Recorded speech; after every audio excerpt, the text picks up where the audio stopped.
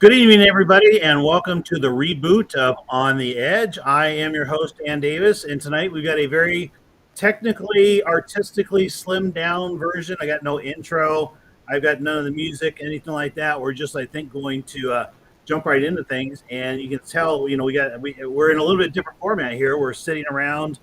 It's evening here in Iowa. Kevin is in the United States, and we're happy to have him here tonight. And we are going to talk tonight about the honeymoon being over for Donald Trump and for Pope Leo the 14th, and what does that mean for us? What's next? So I think rather than a real intro, we'll just go ahead and kind of do a little bit of a roundtable, introduce ourselves.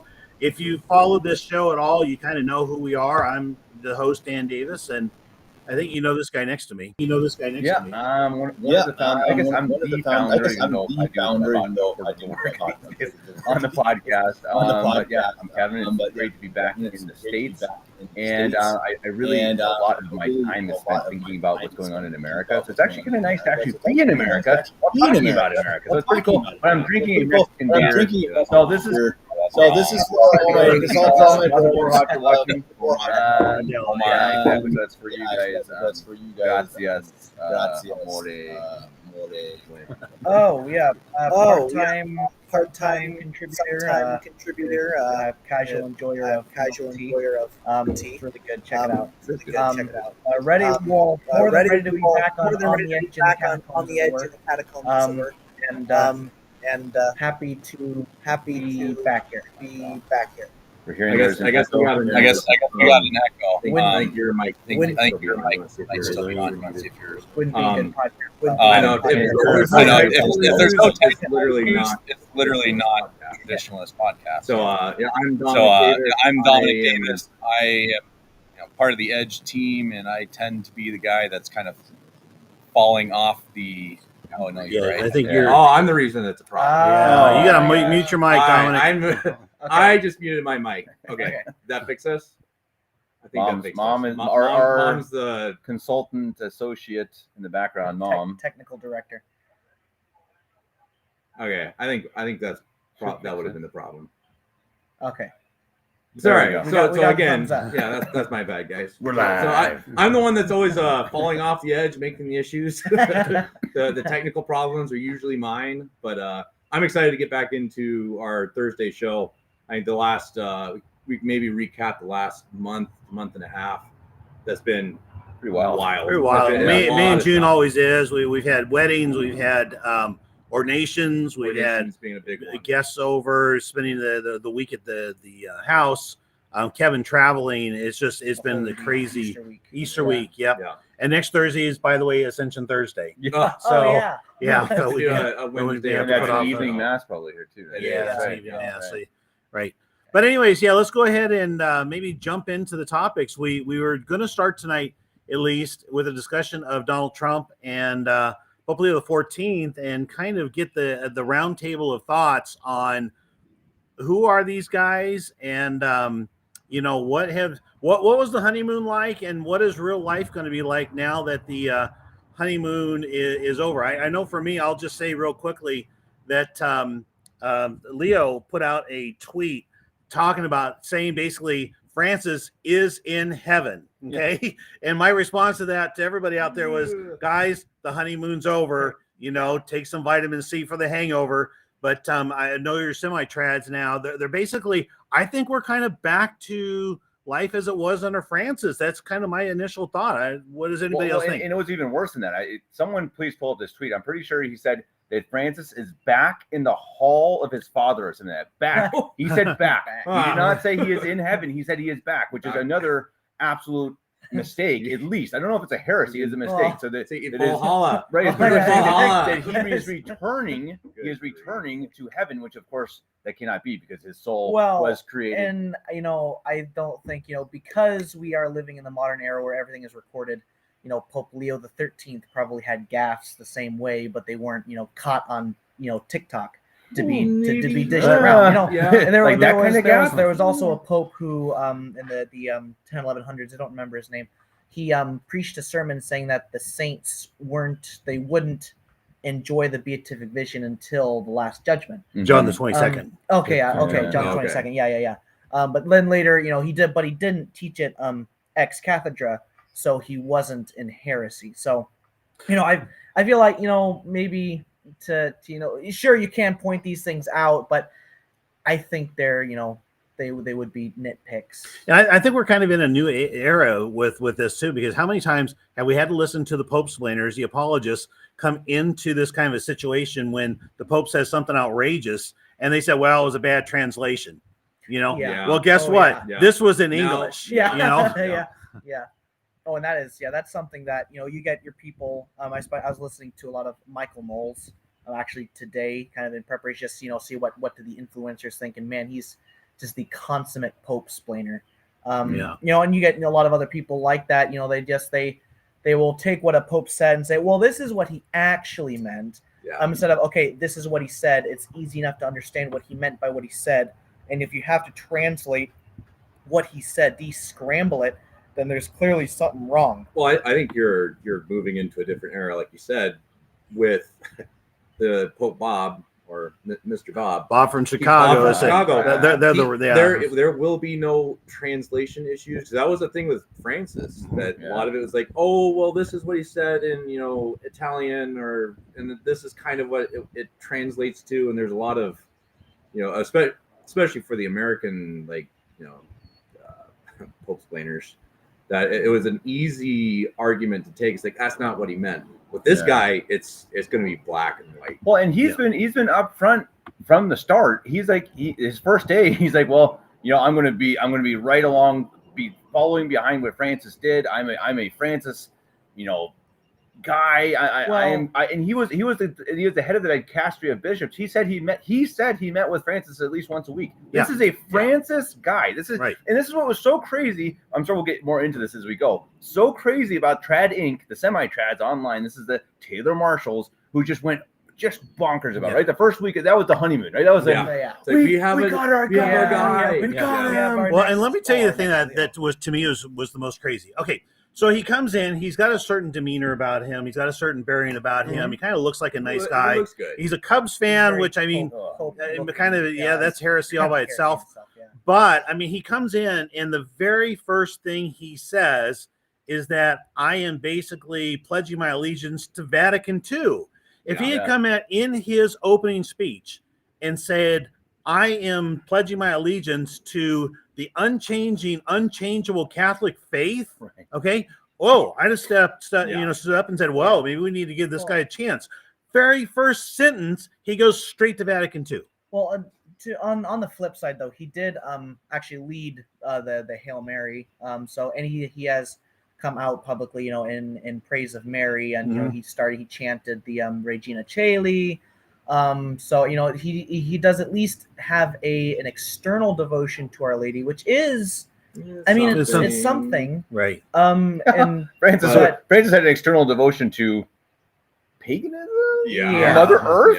So that's a fair point. Something it is a better at least step. Pope Leo is definitely hearkening back to tradition.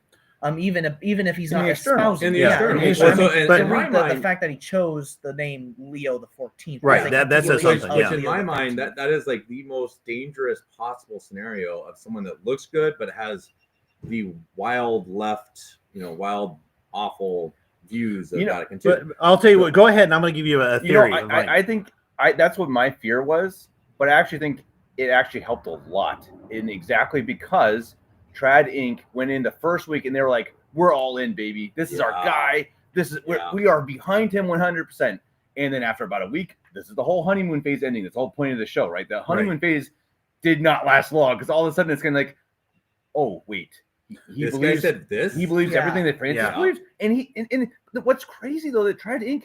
went along with it. Like they know this. Taylor Marshall, the week before the election or before the conclave, perhaps, he was saying how Prevost was one of the most Masonic and one of the most leftist cardinals there is. Really? Then he got elected, and all of a sudden, he deleted his video. Did he really? Yeah, and Mario saved it. So I mean, Nice. Mario, no Sardo watch. Oh, They these saved guys it down. just stepped in it. They really stepped in it, and I think Yeah. that's a good thing. I saw Michael Lofton, who is, I think he's, or I don't even know what he is now, but I actually agreed with the post because he's saying this too. He's like, you guys stepped in it. You really, you accepted this guy with no evidence. Just because it was hope, which I get. Oh yeah, but he comes out with the Mazetta. Yeah, it's like, we have the next, Leo the 13th. He's, he's gonna be so good for the common man because he say, I guess Bob said in a little diatribe that he specifically took the name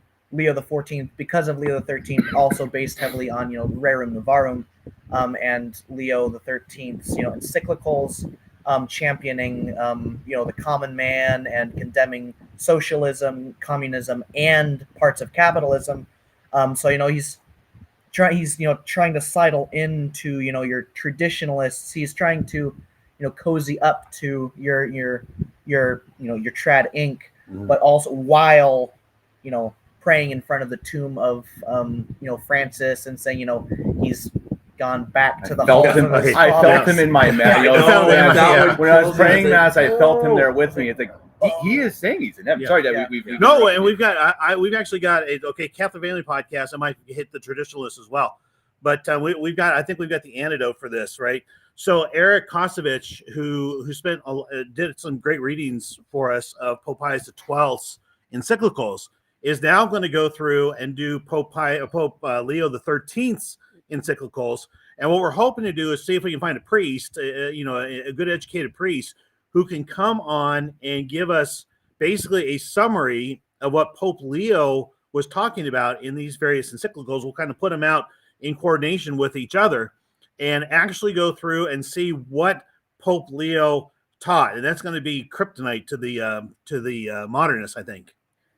Yeah, and we actually have, hopefully, so it's tentative, we'll have Father Benedict Hughes to explain. I think the first one will be the encyclical Sagis Cogitum. So that will be, again, one of those that I believe talked about social issues and whatnot. And I'm pretty sure, again, this hope that Leo the 14th is going to be just like Leo the 13th. It's like, no, that's not going to work that way. No, and the semi-trad, I can't believe the semi-trads, especially, who came out and just went all in on him.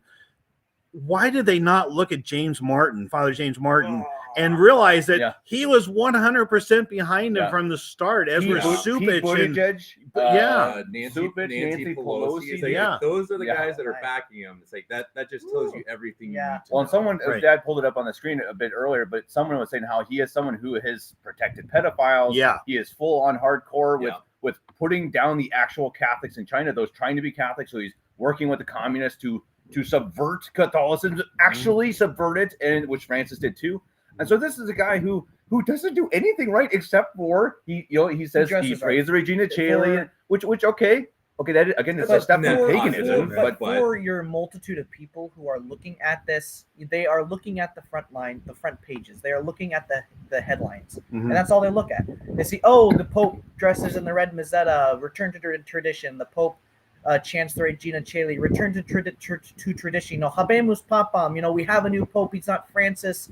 Everything is so great because they're not going to skim. They're not even necessarily surface level Catholics, but they're just they don't know what to look for. But see, those types of people, that's fine. I think that's an invincible ignorance, right? Really, many people are trying to be Catholic. Anyone watching this, if you're in the Novus Ordo, I'm glad you're watching this because I think you're looking for truth, and that's the main step. Look for truth. Try to be truthful. Look for truth. What my problem is Trad Inc. This is the Taylor Marshall. This is the dads with the microphone and the camera who are out there, going out and apologizing. I mean, I should say defending, using apologetics for this man immediately before they even know who he was. It's just absolutely absurd. It's ridiculous. And you see, I really think, and there's some of these guys more than others who I think are actually looking for truth. They're actually going to see this. They're going to say, I cannot, I've said this for weeks now, I cannot do this for 20 years. I can't do it. I cannot do this. I'm not going through 20 more years of Francis, and we've seen it. The honeymoon's over. It's over. Right. It's over. Pretty quickly, this guy too. is Francis Yeah. 2.0. What he is it? 2 weeks in? Yes. We're like Yeah, 2 like weeks in hardly this even. thing? Not It's even. already, Yeah. It's Yeah. clear now that this guy is going to do the same things Francis did. And I'm telling you guys, this is why we need to push these shows. You guys share, subscribe. Seriously, I mean, Mhm. and everyone who's not on the Traditionalists, you probably watch a lot of you watching Catholic Family Podcast. Go and subscribe to the Traditionalists because that's where we do a little bit more of the cultural topics and whatnot. Political type stuff. Political. Yeah. It's growing slowly. We need to get to at least 1,000 subscribers, then we can do more with the channel. So go subscribe to that. But yeah, it's kind of a crazy time, and I think it's the time where we can really put out information, send people the links to samurai.org to the Bishop Sanborn, Bishop Dolan's old group, SGG, because there's gonna be a lot of people who are like, nah, I'm done. Yeah, you can only be And- intellectually dishonest for so long. I mean, you can't live. You Yeah. can't. Some people can. Well, some If people you're can do of that their good- whole life, Yeah, if but you're you know, of good meaning, if you're trying to find what's right. Exactly. Like, Yeah, I'd you imagine you have a lot of Nova Sordo priests right now. That are starting questioning. to question. It's like, okay, I was just going to do this until Francis was out. It's like, okay, and then maybe we go back to tradition. And now it's like I said, 20 more years of this. That's terrible. I mean, you're defending the indefensible. The increasingly indefensible, Mhm. and you're all these mental gymnastics. They have to break you at some point. Yeah. But we saw some of like Taylor Marshall and some of them, Eric Sammons, who I think was pretty much already fallen onto the Nova Sordo side, really fall hard. I mean, it's like this fence, the fence sitters, the fence pretty much collapsed, right? And so you did have some voices that were falling the other direction too, the right direction. And I don't know how many I want to name here, but like for instance, we had the show with Stephen Cox, who I don't know if he's formally officially state of the contest. If he's not, he's close. Yeah. But I mean, if you're commenting, let us know. Yeah, if you're watching. If you're watching, yeah, please. But obviously he's a guy who is friendly to the position. He's very friendly to us. We were extremely happy to have him on. But I think you're also seeing that movement with some who were on the fence that are now just slightly, maybe not super outwardly, but they are definitely moving in our direction. Yeah. Well, I think for anyone who is, I see a comment here from Bill. Bill, it was good to see you in Denver, by the way. He says, I just read Saji's Koji to him. It absolutely contradicts everything the Conciliar Church teaches. And this is really the point. Well, we're going to try to provide this on the channel.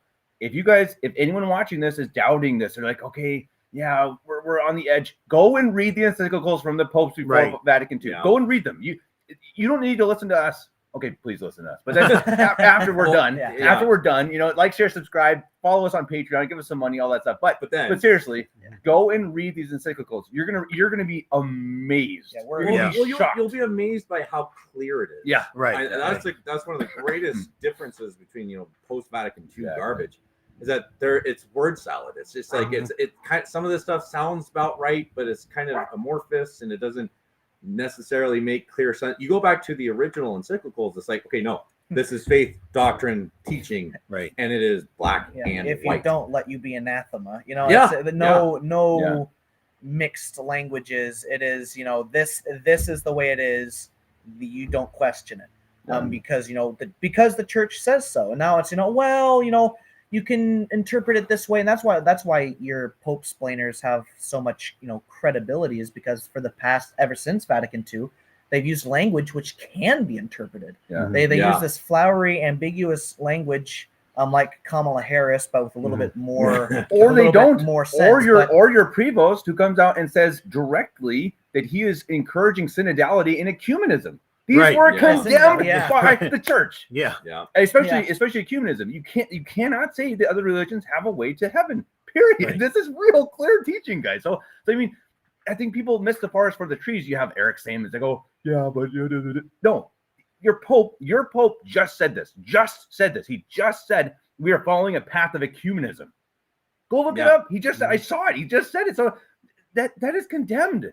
You can't. That's not Catholic. So anyone watching this, please, again, go read these documents. You're going to see real quick. We do encourage that you do your own research, because it'll only help you. And another thing that I would really encourage is, if you're, I don't know how many people are out there. If you're out there in the thick of battle on X or Facebook or anywhere else where there's a lot of spiritual warfare going on and debate and stuff like that, Just some advice maybe for those of you who are out there. One of the things that's key for me is that, because I'm out there quite a bit, Kevin and I share an account. It's kind of hard to tell. It's a little bit confusing, and we've gotten written up for that for sharing the account.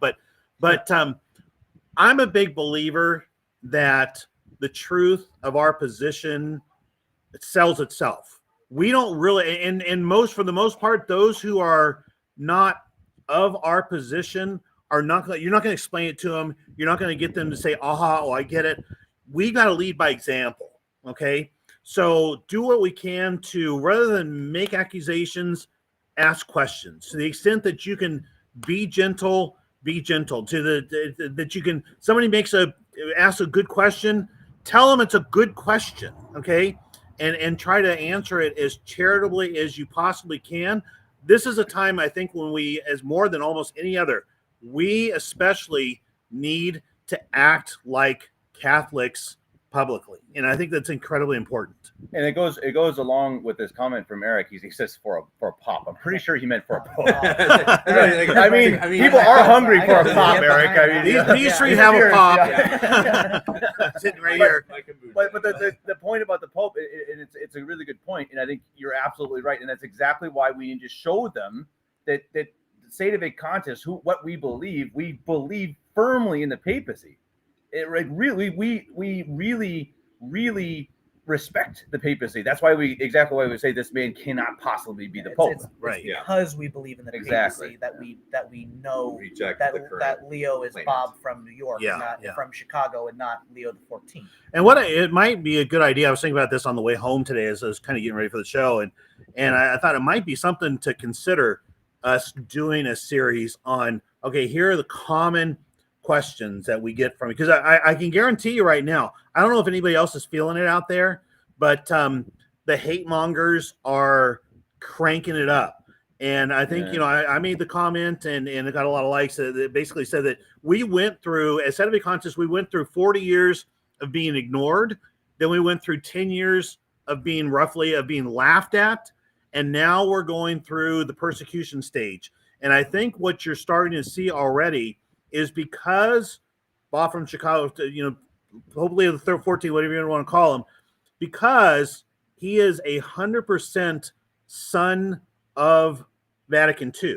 He was born in 1956, so he would have been 2 years old when Pope Pius XII died.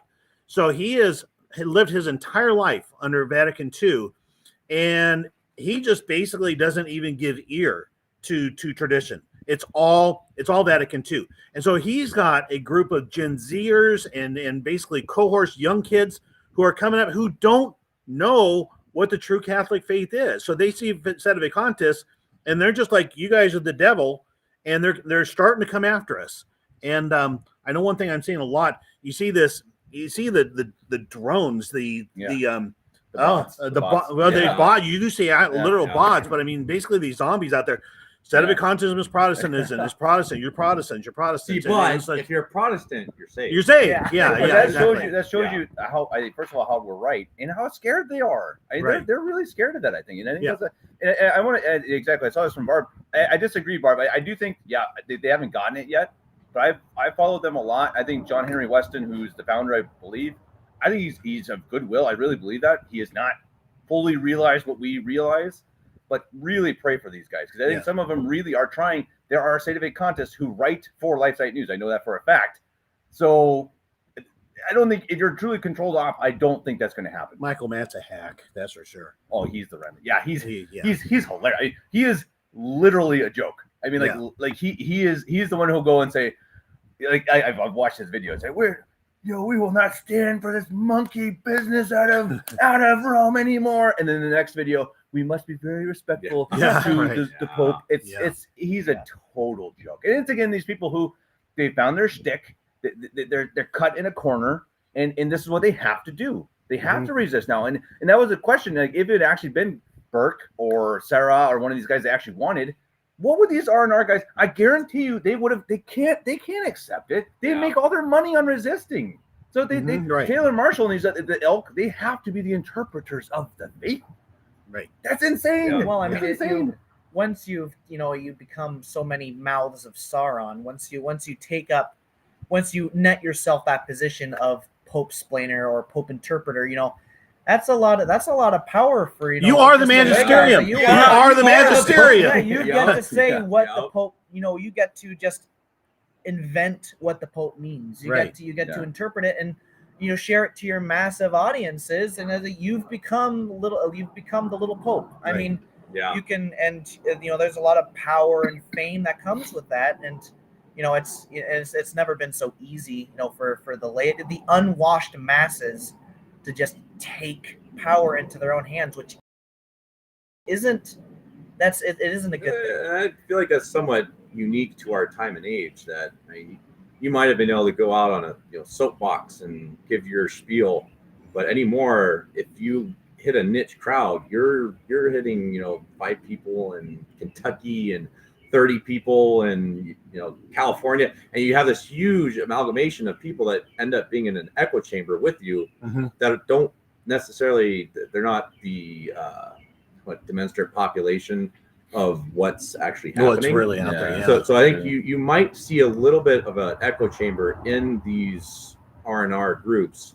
That's not necessarily indicative of the the common person's real feel about it. Right. Yeah.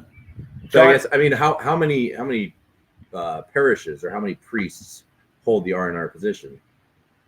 A lot. More than 1,000 plus, right? We just talked about that. Would that be your SSPX? Mostly, SSPX is kind of, but it's mostly SSPX. Yeah. They're the true, hey, this guy's the Pope and we don't care. Right. Even though now they're saying, have you heard that they just announced that they will accept confirmation from any Novus Ordo bishop for suppress. So they're always stepping closer.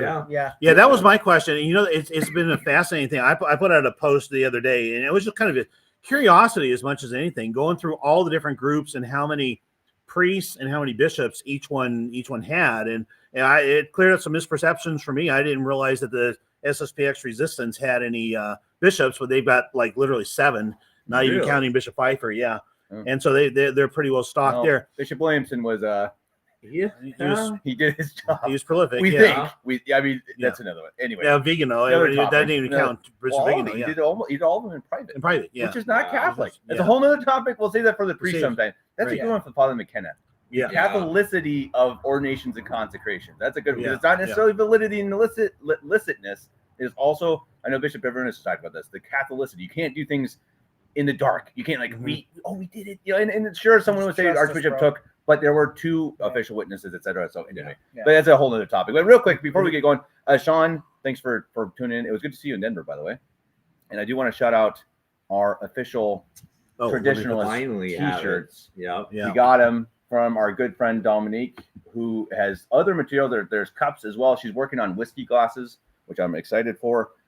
We got T-shirts up now. Dad's got one on. You can see his nice. It actually looks pretty cool. That was pretty cool. Yeah, cool. It feels good. They're really good quality. Yeah, good quality. Cotton.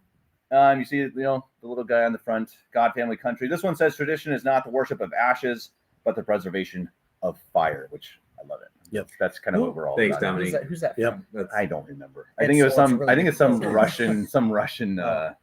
I don't know. And coming, it's like Chesterton. Related note here, coming the end of May or sometime in June, we think we've got mugs from Catholic Family Podcast that we actually bought a bunch of them just to give away originally, and we had some left, and so we're going to sell those through Star of the Sea.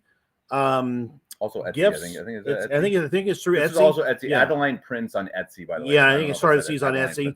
And so by all means, let's get things rolling there. And if we have any chance to do, we don't make any money. I can tell you, especially in the mugs, we lost a ton of money off the mugs, and we'll probably lose. I don't know if we'll make any money off this either. So we're not in it to make money. We're in it to expand our brand and just get people thinking in terms of Catholic Family Podcast and the Traditionalists. And they're cool. I think we've made good logos.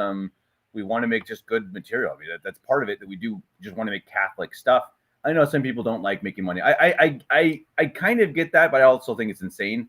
So many people are willing to pay so much for Amazon and Netflix and all these things, and you're not willing to pay a little bit for Catholic? I just don't quite understand. Like, why can't you give money to people who are actually creating good content? Right. Yeah. So I just don't really understand that mindset of like, well, it's Catholic, so you can't make money for it. No, granted, that's not necessarily why we do all no, this. no, but that argument is made. It's like you know. No, but I mean, there are some of our content makers out there who are trying to make a go of it and trying to make a career out of it.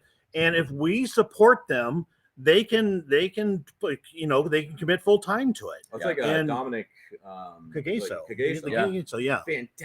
fantastic stuff. And if he's able to take that on like full time as his job, then we get more. Or the couples podcast. You know, it's like I would love to be able to help support. They have a young family. They're looking for a little more income.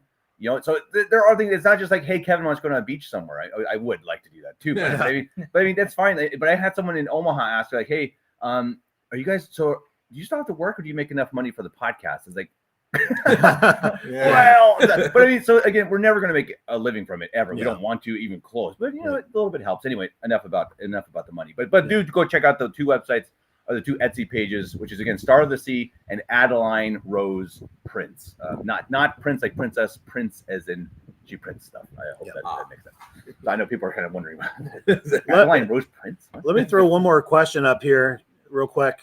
This is maybe somebody.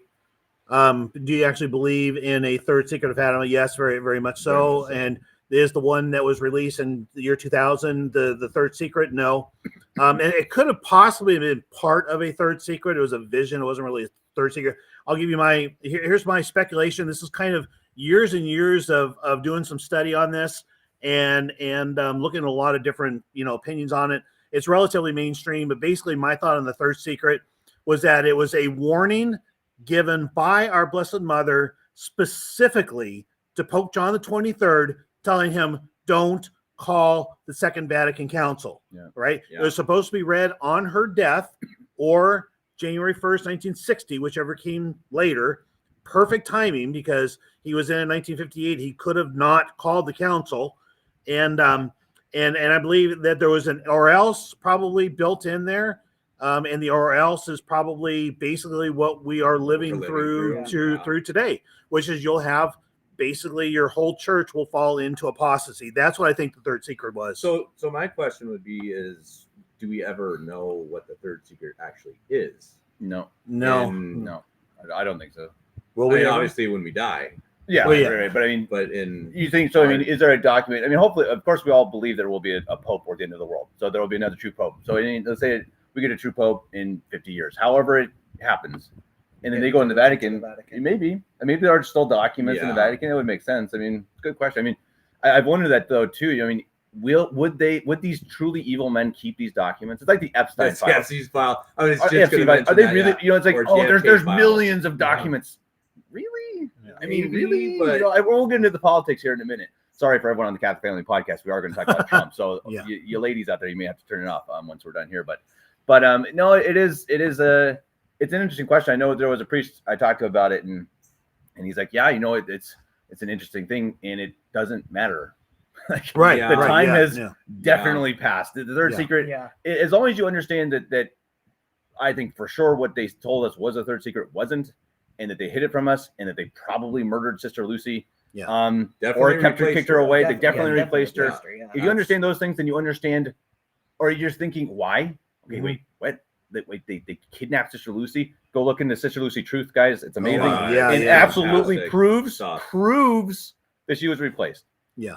Undeniably. No question about it. No question. And then that should make you think, wait, why? The church, the quote unquote church, got rid of the real Sister Lucy who actually saw Our Lady at Fatima. That will make you question things about the Novus Ordo Church. Right.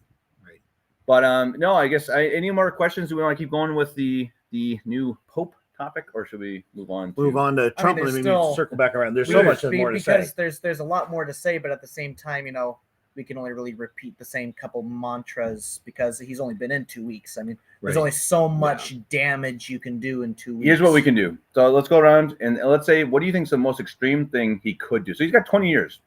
Yeah. Ish. Maybe. Who knows? Right, he could die next year. We don't know. But you think he'll be, okay, let's say 15. Let's say 15 years. What is the most extreme thing we think he could actually do? Dominic, you want to say I think he's going to abolish the papacy. Woo! That's extreme. Well, that's what synodality. That's what I assume. That's what synodality is. He's just going to be the Bishop of Rome. So literally, the name Pope, the papacy, he'll literally say, "No, I am just the top." Well, that's the heresy of collegiality, right? Which again, the synodality, everyone thinks, "Oh, Francis started with this," and this is Louis Verrecchio is the best at understanding this. This all comes from Vatican II. This all of Francis didn't come up with anything new. Right, Everything that he taught, he was an apostle from exactly. Vatican He II. was hardcore Vatican II. That's where it all comes from. So what everyone's going to understand, this is not just a Francis issue. This is the Novus Ordo Church, which was founded in 1962, whatever you want to say, at Vatican II. And that's the problem. That's the much bigger problem. So I could see it. And again, that issue goes back to the 1960s, to collegiality, which is one of the heresies of the Second Vatican Council, which means it could not be a true council. I think the worst thing that will happen is we will muddle on as we have in confusion and conciliation of, I think we're going to have a new Benedict XVI who he'll push the boundaries and then he'll bring people in, then he'll push the boundaries, then he'll bring people in and try to keep everything in this gray blob where we get, where he doesn't cross the line where people can, come to our side and say, okay, enough is enough. We've had it. But also he's not going to, of course, repent and, backtrack. I think it's just going to be a continuation of the slow downward path into blurring the lines between Catholic and paganism until eventually there just is no distinction. See, but real quick, though, to be specific to the question, what's the craziest thing you could see him doing that would align with that? That would align with that? That specifically, to just blur the lines, to reinstate the Latin Mass, the traditional Latin Mass. That's what I was and at the same time bring in Pachamama 2.0. Try to appease both sides at once in error. Yeah, I think he's not going to change much in terms of liturgy and stuff. Like he said, he's like, I'm going to keep doing just what Francis did. So I think he'll hold the line. I think he's going to let the bishops decide, which just takes all the pressure off the papacy. He's just going to be like, yeah, you know what? The bishops can choose in their own diocese, and so pretty much you're going to have some bishops get rid of it and some not. That would be what I would guess, which is kind of And that's what he has done in his career. He is just not very out in the open. No one really knew about him because he's pretty private. He's pretty smooth. He's not real. He's not boisterous like Francis. So he's cog in the wheel. He is going to be. But again, we've already seen him do some pretty crazy stuff. So that's to my point. I think he's gonna what do you say? Affirm women priests. I think he's going to allow women priests. And I think he could do it soon. I think this is something that he has been publicly for, at least,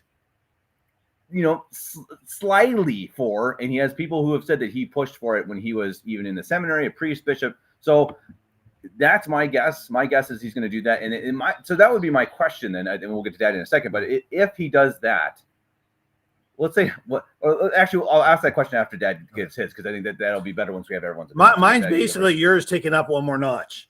I think he's going to try to, the craziest thing he can do, he's going to try to normalize homosexuality amongst his priests. Well, isn't that kind of already? It's kind of already there with James Martin, and he loves the guy. And if there's abuse scandals going on, he seems to be a pro and expert at covering things up. And so I think he's going to just basically try to take that the next step and literally try to normalize it all, which is, the creepiest thing I can ever imagine. But I think there you have it. Well, and remember what Francis did with Amoris Laetitia. He pretty much said that sin is subjective.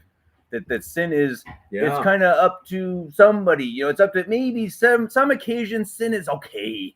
That's really what, again, there's a great podcast that I did with Louis Verrecchio about Amoris Laetitia, because it's not just about the divorce and remarriage. It is about that idea that not all sin is like sin. Yeah, exactly. Yeah. Sin is not sinful. It's like sometimes it's fine, sometimes it's bad. It's like sin is sin.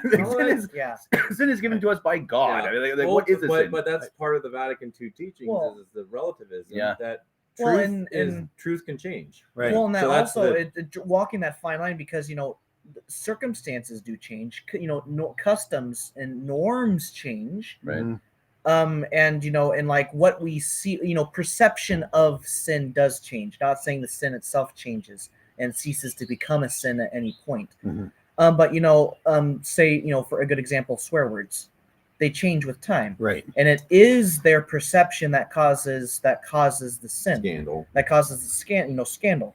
And so Modesty it's is another one. It is drawing in things like that will that they can use things like that to bring to bring that question in, to bring that problem to a forefront. Yeah, no, that's fair. Before we move on, I want to take on this question or actually the point. This is like our fifth. We're going to let Eric be our fifth member here, and he's saying the creepiest thing, bringing the religious one world government, and that's an excellent observation. Yeah, and the way I watched something the other night, and it was kind of how would this actually all roll out if it did, and I think that what his role in the whole thing would basically be, number one, to get all of these different faiths together. Against the Jews, against the Muslims, and they're basically all more or less friendly with each other and talking well. And then along comes the Antichrist, and who knows if he's going to be a holographic projection, who knows what exactly he's going to be. But he basically comes to the rest and says, no Jesus, no Muhammad, no, Krishna, none of this other stuff, but I'm your God now. And I think that Leo, I would guess, would probably just fall right in line with that. Well, that brings another. I think I had mentioned this to you a couple days ago about the conspiracy of Trump and Prevost being kind of hand in hand. As an first American Pope, America right now is way in the forefront of being the world order. Yeah, and sure. How do you create the one world order? Well, you do it through a temporal means, and you do it through a spiritual means. So it might have been, there's the whole thing with Trump went to the Vatican right after that whole, right after Francis died. Yeah. And maybe he did some shady stuff there. Maybe he said, hey, look, JD Vance is the one that killed him, Barry. But maybe he went there and said, hey, I've got this on you. I've got all of the Vatican's financial debauchery that's been going on. We will shut you down, or you put my guy in, and we're going to work towards one world government. Yeah, and that's totally but that's also kind of contrary to everything that Trump has been doing since the beginning. A little bit, and that's the black pillar theory that I just don't. The whole thing that it's all being orchestrated and someone's pulling the strings for every decision made in the world. I'm sorry, I think it's a lot more chaotic than that. Exactly. Yeah. Things don't work that way. Evil does not work in unison. Even the devil directs things, but people are too selfish. They're too. Who's just going to go to the one world leader, whoever it is, unless it is the actual Antichrist, which then I believe because he's going to work miracles and stuff. But or not. You know what I mean? Call down fire. Fake miracles. Yeah, exactly. So there's going to be whatever you want to call it. But anyway, you're not going to have Trump. Let's say Trump is being led by the Rothschilds or whatever.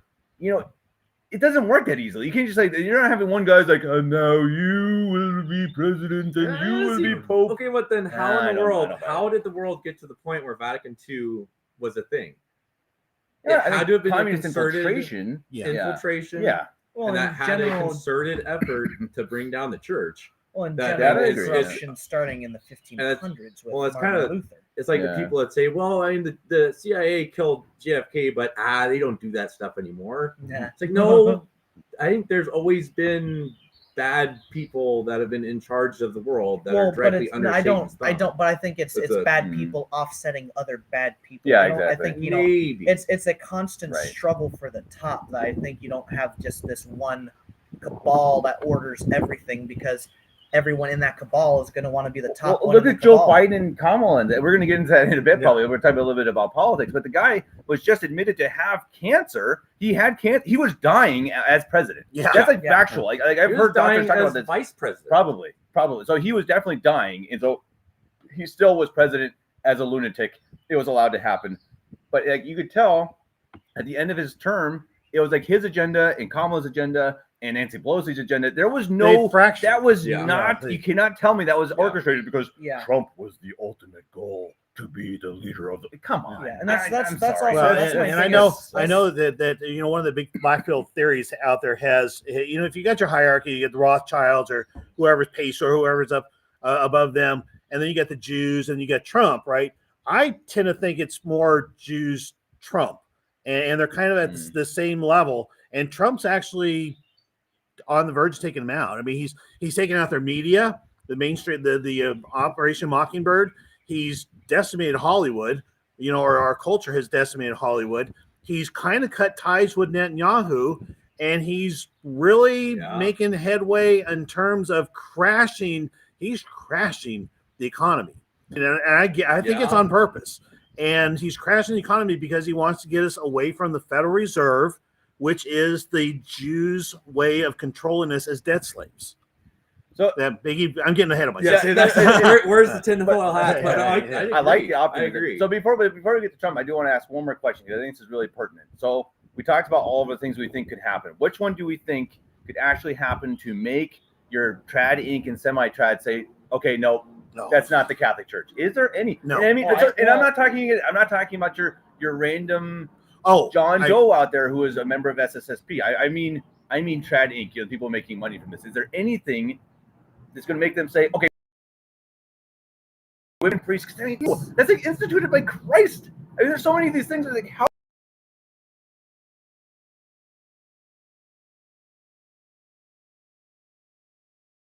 But that's not what. It's just unbelievable. Well, there's nothing that this trading they can't explain away. They can't. There's nothing, unless feed. Oh, lose our camera. Well, let's see. Is this you're showing this camera still up? Yours is up. Okay. Mine shows this thing up. Okay. Okay. There we go. We froze for a minute. Okay. I'll tell you the one thing that I think could actually turn Trad Inc. And it's not doctrinal because they're beyond hope when it comes to doctrine. They don't understand doctrine. They just don't get it. There's nothing doctrinally they can do to make them see heresy, apostasy, anything else. However, if we have a big revelation on the Epstein files or the Diddy files, and it gets deeply into Chicago priests and whatnot, and it's shown that Cardinal Prevost was covering it all up, and he's one of the perpetrators of all this thing. Now you say, well, maybe that's why Trump wanted him in, because he wants to take down the corrupt Vatican organization. Who knows? But I think that's the one thing for him to get caught up in the Diddy Epstein stuff that would turn the semi-trads.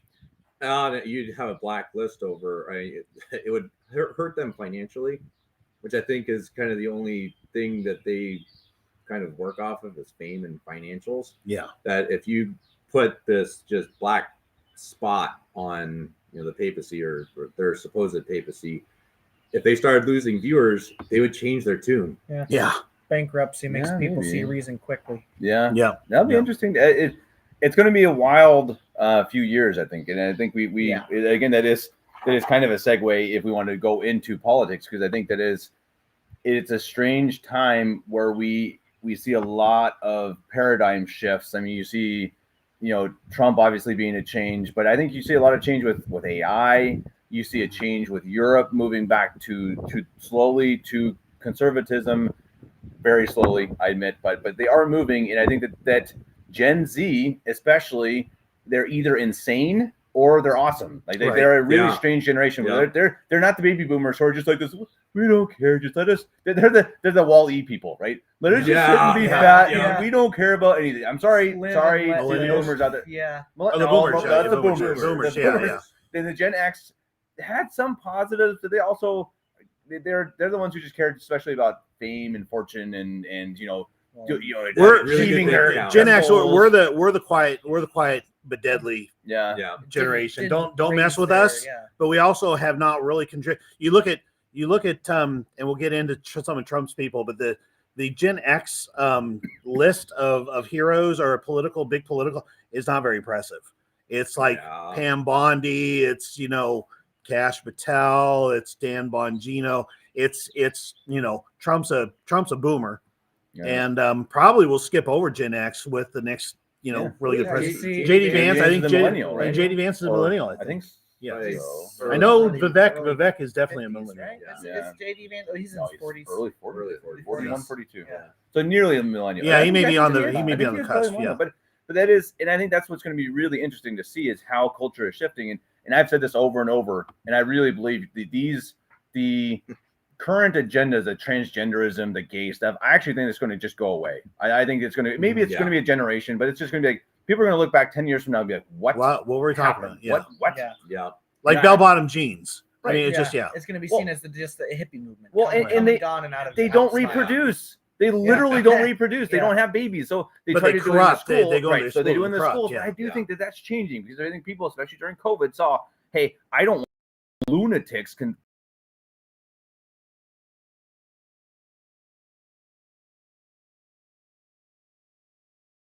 Be religious.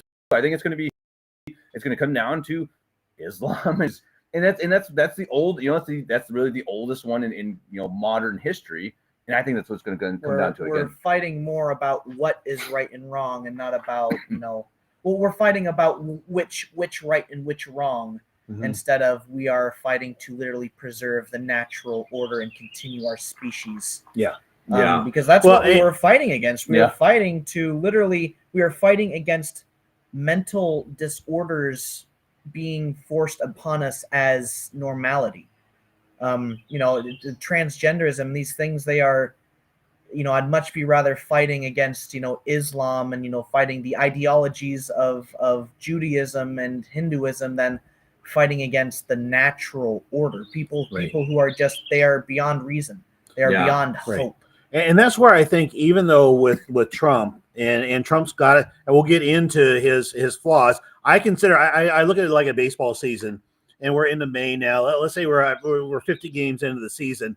Trump to me is like 30-20, right? I mean, he's got more wins and he's got losses, but he's got not only some losses, he's got some ugly losses out there. But I do think that one of the most important things that happened when we went from Biden to Trump is what literally changed the narrative. It changed the Overton window. So we are not anymore discussing transgender and all the stupidity of the left. Now we're talking we're talking Doge. We're talking no tax on tips, no tax on overtime. I mean, at least we're talking about more wholesome subjects. And I think we're moving in the right direction that way. We've not made a huge shift, I don't think, morally as a country, but I think we are moving in the right direction. Well, the areas of debate, we're off the back foot now. We can start actually trying to fight for good instead of fighting to preserve the little good we have left. We can try to increase the good instead of protect, our dwindling supply of, graces that are keeping this world from fire. We're seeing that in our own churches, that good grief, there's a lot of growth. Oh my goodness. Grief. Yeah. And it's like there was period of time, especially like out in Omaha, where the parish was kind of having some problems. There were some parishioners or just kind of problems. Stuff was just a little bit stagnant. There was basically no parish life. You had a kind of not a bad batch of seminarians, but kind of a dry spell in the seminary and the convent. And as of the last about 10 years, things are booming. Things are absolutely on fire in a good way. Right. And we're getting 4 new priests every year, or for the last couple of years. I think we got 4 more coming next year if all goes well. And then I think we've got 18. We still have 18 secular seminarians. We're gonna have at least 4 more at least as of now. Yeah. Of your religious. Of the secular. Secular. Okay. Secular. So and 1 or 2 more religious that I can think of now who aren't confirmed yet. Okay, 4. So call it 6 4 or 5 seminarians. That's yeah. So I mean that's just we're kind of off the charts. And the beautiful thing is that I love the way the bishop does this. He takes the young priests and he puts them out. Usually pairs them up, but then once he pairs them up, it allows some priests to go off kind of more on his own. An experienced priest go off on his own, and so you get situations like Father Geckel. I'm not sure if you're still out there, Father Geckel, but he got to move down to Arkansas into the middle of Protestant country of all things, and he's flourishing. He's booming down there.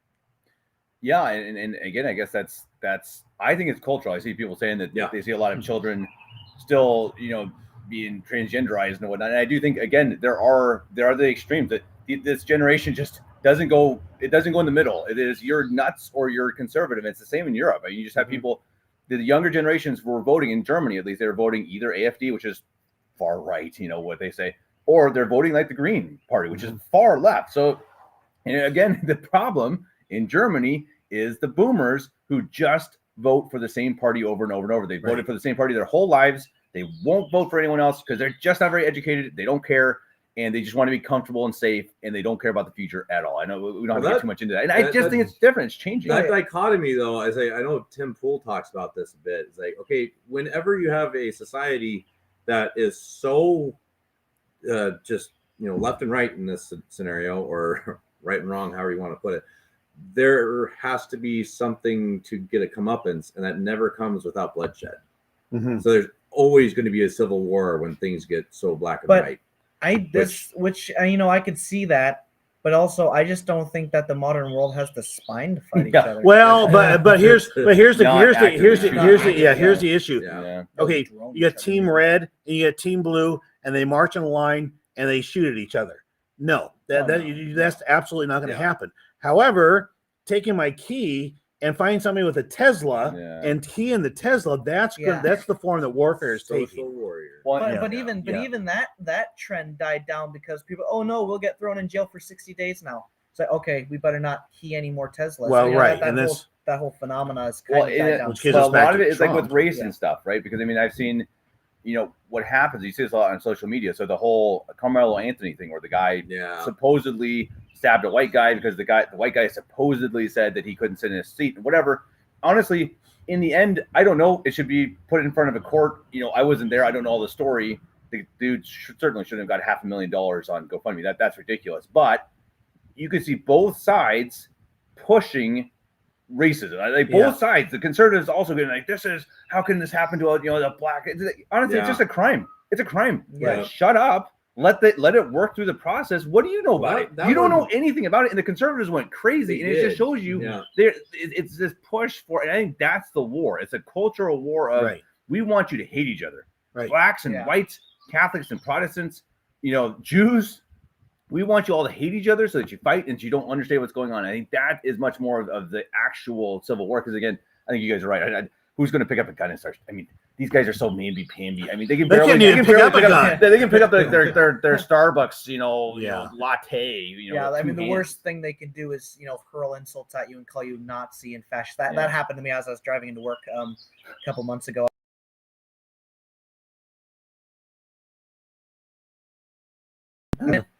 Shame me in the car again. I'd switch the camera.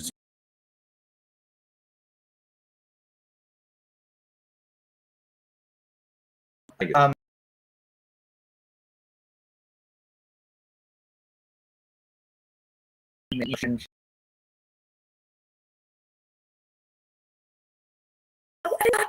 how dare you? And then she drives off yelling the whole way. And I look over and there's another lady sitting next to me, and she shrugs and I shrug. I start laughing. It's like, well, I guess I know I'm doing something right. It's like a ticking off the right people, I guess, or something. But but that's that's the usually where it starts and ends is hurling verbal abuse. But I think what you're seeing though is that most of this did not exist before Obama. It was Obama that really gave us because I remember I grew up in a very racially diverse part of Southern California, and there had actually been race riots at my high school several years before I got there. But blacks and whites, we played baseball together. We sat in classes together. There was no racial disharmony at all. I had the blacks and whites had nothing against each other, and this whole thing blew up with Obama. And I think we're still kind of living off the fumes of it. But I think part of it is now your conservatives, your whites are like, we're sick of it. We're sick of looking at things through the lens of race. Let's go back to the way we were before Obama. If you commit a crime, I don't care if you're black or white. You committed a crime. Yeah, exactly. Well, you see it right now in women's basketball. They're really pushing the whole Caitlin Clark, whatever the other girl's name is. And it's like, I've seen some really funny comments. It's like, if you're comparing what they say, like football wise, if it's like Peyton Manning versus Colin Kaepernick, whatever. It's like a total nobody versus the sport. Like Caitlin Clark right now is the sport. We don't need to go into women's basketball, but they're changing. They're turning this into a whole thing. It's about race. It's about trying to make that a problem. You saw Ryan Clark, this sports analyst, giving Robert Griffin III a hard time because Robert Griffin's wife is white. So he's like, you can't. Yeah, he literally said Robert Griffin couldn't comment on racism because his wife is white. I'm not kidding. Robert Griffin, a black man, has a white wife. This other black guy says, hey, you can't even comment on it. I mean, but I think that is an actual purposeful shift to try to make us fight and hate each other. And I think that's, again, like Dad talked about when we talked about faith and the Pope. I mean, we have to make sure that doesn't become us. Don't share these things. I mean, stay charitable and try to really, before you share. And speaking for myself, really think before you, especially online, really consider what is the point. Does this post even exist? And share it or read it. So much. I mean.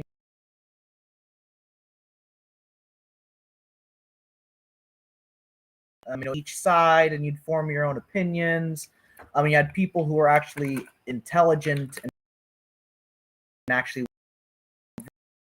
Now you have everyone can argue about everything, and most everyone is intelligent. Not get up on any kind of moral high horse, but the majority of the people don't usually know in any kind of depth what they are talking about, and because of that, they're just going to attack the person. They're going to go and add things said really fast, and then you just degenerate into what slurs you can call someone in the quickest time possible. And nothing at all is gained by either side, because usually neither side knows what the heck they're even trying to say in the first place. We're having connection issues. Whenever you're talking, William. That's not like literally. Whenever you're talking. That's weird. Man. Well, we haven't changed any of our connections. No. Dominic, Dominic, you could probably even just leave. Maybe that help. All right, but then I guess you won't see the comments anymore. Sorry, guys. Yeah. We're working on it. It's always our top tech team is working on it. Here. One of these days we'll have a professional setup, but it's not. We're not there. That is not this day. This day we smoke. This day. That's why we'll smoke a Cherry Bomber. This is from Omar. Omar, if you're watching, thank you, Omar. Maybe you're a mensch. We appreciate you. Good to smoke if I can't even open the packaging. Yeah, child. It's a but Dad, let's get into Trump. So I want to the main topic of this whole thing is the honeymoon stage, and that being over. Right. And with Leo or Pope Bob, it's like, oh my goodness, what did I marry? Yeah. Right. Yeah. What do you think of it? What is Trump? What is his 30 days in? 30 days in. I mean, he's got his flaws. So I mean, the first thing you have to look at is look at who he has surrounded himself with. We had a discussion about this the other day. That I think he's made some great choices and he's made some bad choices in terms. And I think a lot of them has surprised me. So one of the best choices he made in terms of his cabinet was Marco Rubio. Yeah. And everybody thought Marco Rubio was this terrible choice, but I mean, Marco Rubio, Secretary of State, has been right on. And Scott Bessent, who I absolutely deplore the guy's lifestyle. He's kind of this open homosexual, but he's been as Secretary of Treasury. He's been really good. And so he went and got some people that were kind of insiders. And then, oh my stars, a lot of the rest of them were pretty faces. Okay, they were media people, literal media people. So you're talking, Christy, Dan Bongino, the Secretary of Defense, Pete Hegseth, and these were basically. So I think his strategy was, we're going to go after the media. We're going to flip the media narrative. I'm not too concerned about these people's ability to do the job. I just need them to show well on TV, right? Yeah. And he did it, and I think he ended up surrounding himself with a certain amount of incompetence, And I don't think Pam Bondi so far does not seem to be up to the job.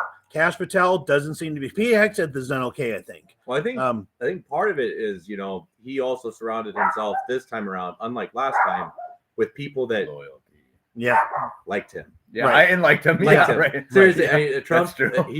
Say something nice to me. Say what you will about Trump. He is at heart, I think, a narcissist and an egotistical, maybe not a maniac, but that's why he's gotten so far in his career and why I think he makes for a pretty good president for the most part. But I think the fact that people like him is a big deal to him. Yeah, and also I do wonder how much of this, because I mean, in Trump's first term and Biden's term, who could even name three different cabinet members? Right. I think the microscope is so focused right now that in Trump's first term, who was paying attention? You know, they could have done good or bad. You know, it was that shouldn't have done that. But you know, for the most part, I mean, I was like, these are all because they're such big names, kind of in their own right.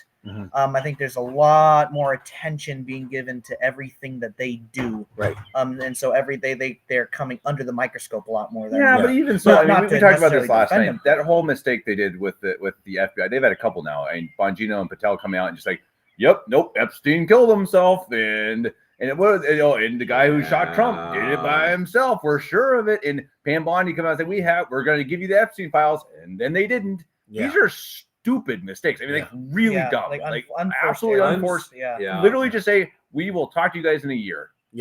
And people would have been upset with it, but they would pull a Jean Karine Jean-Pierre, we'll circle around. Or I refer you to the White House security. Circle back Psaki, Jen Psaki, But here's a story I think that kind of shows you what Trump is up against here, and why I think we got to still, even though I would say, like I said, he's the baseball team is 30-20. He maybe got a little bit of a first place type of lead. He's having a good season, not a great season so far. He has some spectacular losses.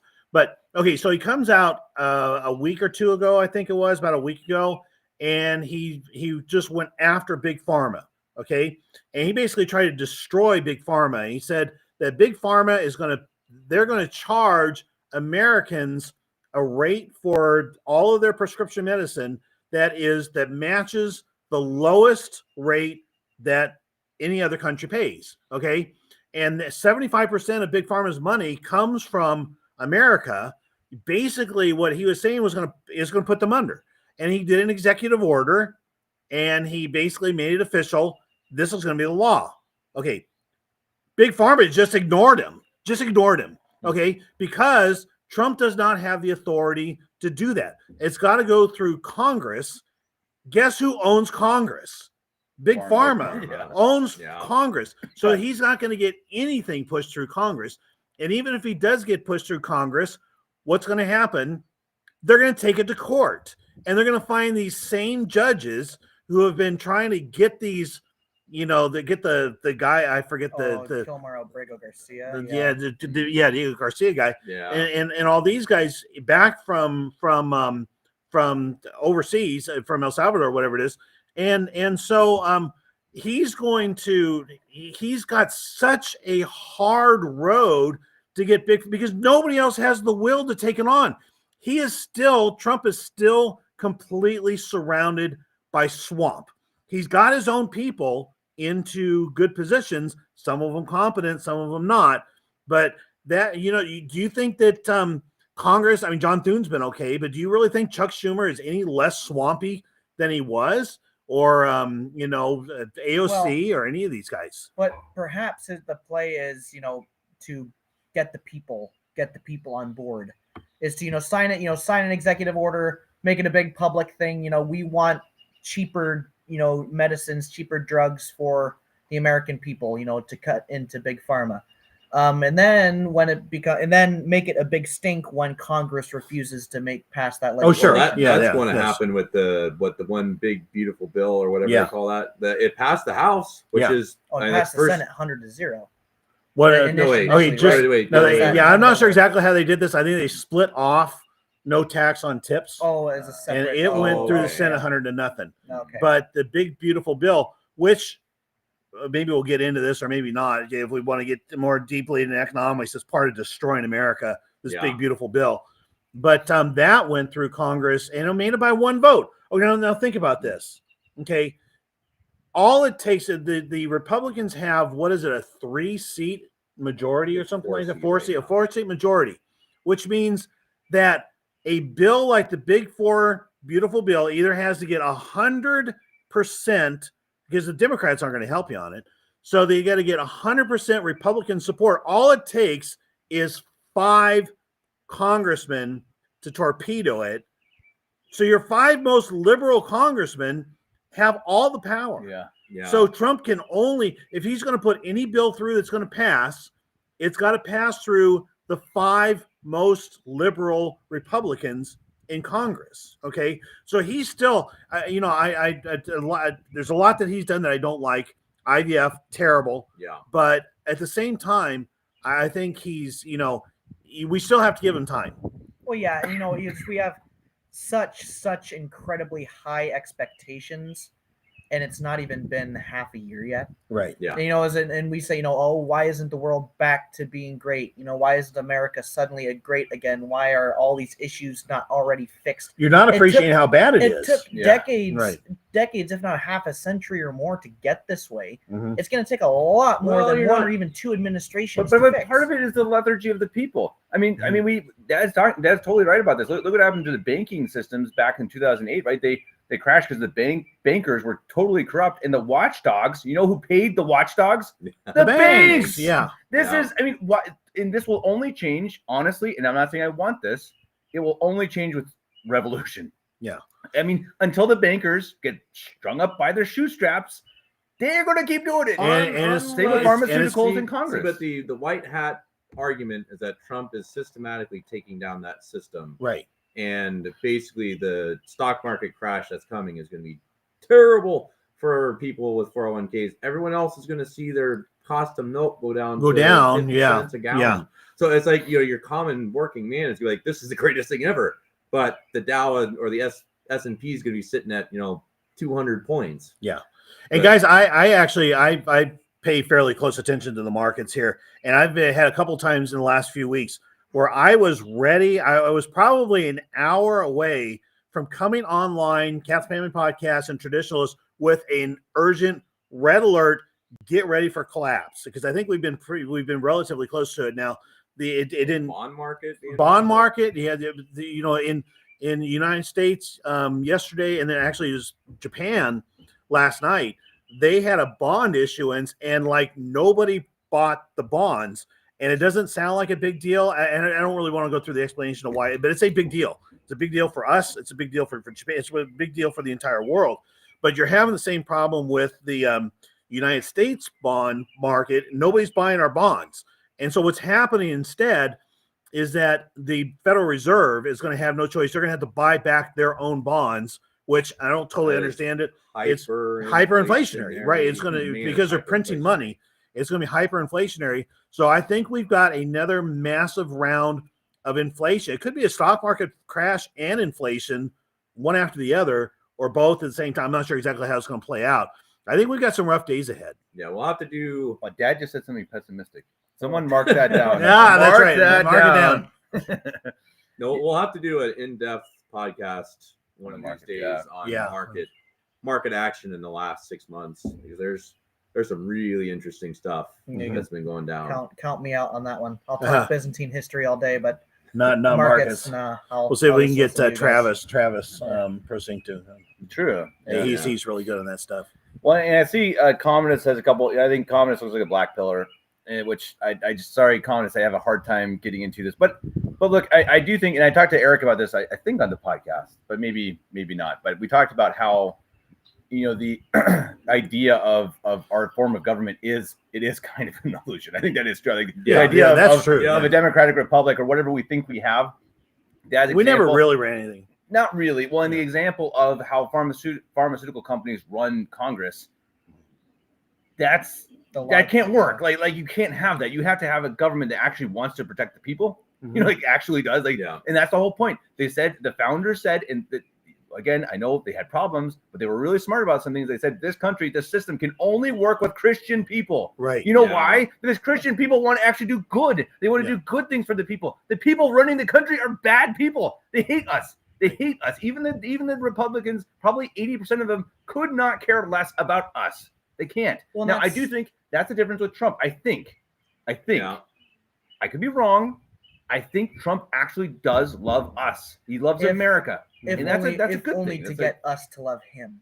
Maybe. Well, maybe. Okay. That's fine. Bring that on. Imperfect maybe. Yeah. But to Commodus's point, I do get the fact that we are, as a nation, Christ is not the king. Christ is not the king of this nation. Therefore, our nation is doomed to fail. However slowly it does. That is the way of things. The only kingdom that has lasted for, as long as it has is the Catholic Church, because it has Christ as its founding figure. Every other nation, the Roman Republic lasted so long because it changed several times, and they had massive upheavals and revolutions, and they changed everything but the name Roman. Yeah. Mm-hmm. And America, it's going to be maybe the same way. Sooner or later, it's going to fall. But that doesn't mean we can't have a renaissance. That doesn't mean it's ever too late. And if we're looking at the world, and the world is a cesspool, okay, and it is, it's pretty much always has been. I think if you believe that America, you can't vote for Trump, chances are fairly good there is not one president in the history of America who would have been up to your standards. Okay. Yeah. So let's just grant that the world, the America, the world, whatever is a cesspool. Okay. It doesn't behoove us to go out and stand above it and point down and say, you're a cesspool. Okay. Yeah. God sent us here. He put us in here, Valley of Tears, to get into the middle of it and make it a better place. In our last true pope, Pius XII, told us we have to be active. Catholic men especially need to be active in society and in politics. Now, what do you think? And really, communists, I sincerely ask you this. Please answer in the comment section. If we had a true pope right now, like a real pope, do you honestly think he would say, ladies and gentlemen, of the Catholic Church, we are in the great apostasy. Just buckle down, cry a little, don't do anything, stay at home, whine on social media, and let's just leave it be. Let's leave it be. The world is going to hell. We're just going to leave it. Do you really think a pope would say that? Do you tell me? Well, would a pope say that? A pope would say, "Go and fight it. And be the light on the mountaintop." There'd be the answer that's like, okay, no, just pray about it. Just pray. Yeah, about it. Just of course that is a correct answer. Yes. But prayer without action, prayer without works is dead. Yeah, prayer without works is dead. Well, and that's also, I think Saint Augustine said this. It might be from some other great mind of the church. Is pray as if everything depends on God. Work as if everything depends on you. Right. God gave us intellect and wisdom in order to fix the problems of the world, not to just condemn others for not fixing it for us. Right. And I think there is one point, and this again to Thomas's point, that our Lord did say, when you see the abomination of desolation standing in the holy place, okay, new mass. I don't think there's possibly a better description than the new mass. What are we to do? We're to flee. We flee. We leave the church. Okay. So in one sense, it was not on us to stand in the abomination of stand in the holy place and fight the abomination of desolation. That one we were supposed to flee. Okay. So I mean, there is some merit to what you're saying here, obviously, but I think at the same time, we have, just for our own souls, for the souls of our family or whatnot, we do need to fight this, because we're the church militant, and we're here to fight. And compare it, can compare it to the Arian heresy. They had the churches, they had most everything. They had, I don't think they ever outright had the papacy, but back then the papacy was not what it is today. It did not have the structure reach. Was not quite the structure was not there that it is now, and so you had you had St. Athanasius. He fled, and then he fought his way back in. He fought and died. Many died until we reclaimed our churches, until we reclaimed our faith, and we reclaimed our territory from the Arians. It was a slow, laborious process, and many people didn't live to see that. Well, but you still continued the fight. Also came out of that. That's something that I like. So that's pretty good. The rage bait the haters on X. Yeah. We are so behind you there. Social warrior. Yes. But I was just gonna kind of make the point that we tend to think, through the Vatican II era and how evil people kind of got, and the last several quote unquote popes, how terrible they were for the world and for people's souls. You also have on the opposite side of that the saints of our era. Yeah, we're living through amazing times and tumultuous times, but in these times you have some of the greatest saints of the church possibly and we've walked, and we have conversations with them. Like, I don't want to call any out who are still alive, because I think they'd be completely embarrassed. So I'll leave some of the, and I think there are some that we know personally who are going to be 500 years from now great saints of the church. But I mean, you look at Archbishop Took, he's right at the top of my list. You look at Father Dennis Chicoine, who saved the CMRI. And there's just so many others. Father DePaul, right? Was one of the first ones. Yeah. And Father Clement Kubish. The one from Chicago. First one that the bishop went to. Who's the mystic? He was a mystic. Yeah. I can't think of it. I can picture him. I can't think of his name. But anyways, I think we are walking among some of the greatest saints that in the history of the church, and our saints had to do something that no other saint in the history of the church has had to do. They had to walk away from Rome. They had to walk away from the man who appeared to be the Pope. I mean, there's nothing you can have to do as a priest, as a bishop, harder than that. Yeah, and I know people compare it to the Great Western Schism, but it's not the same. It's not. They weren't it really teaching isn't. heresy. It was right. It was confusion and a big mistake of the cardinals, but it was not a teaching of error by the man who called himself Pope. So it is, and you see, and it is an unfortunate thing, because I would add Archbishop Lefebvre to that list. Yeah, and I think he is a very a man who is very Father McNamara. Okay, Father McNamara, and very someone who is, nowadays we look back and say, why did you not do this? Why did you do this? And in the end, again, like Dad said, look at the time he was living in. These were men he was probably good friends with, right? I mean, many of them. Actually, among these people, what was he supposed to do? And I think that we're fortunate enough now, Sophie, be careful with the cameras.